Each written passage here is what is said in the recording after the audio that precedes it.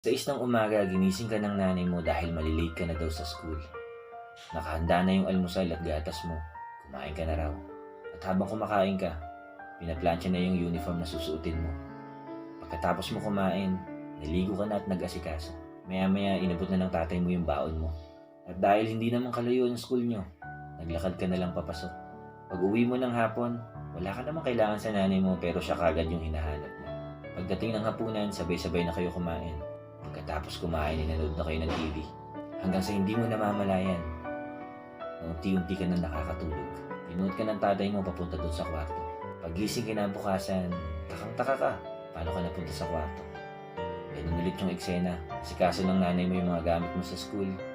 Sa gabi naman ibubuhatin ka ng tatay mo pag nakatulog ka na. Marami sa atin na gusto bumalik sa nakaraan. Hindi para itama yung mali nila, kundi para bumalik sa panahon nakasama pa yung mga magulang nila para makabawi.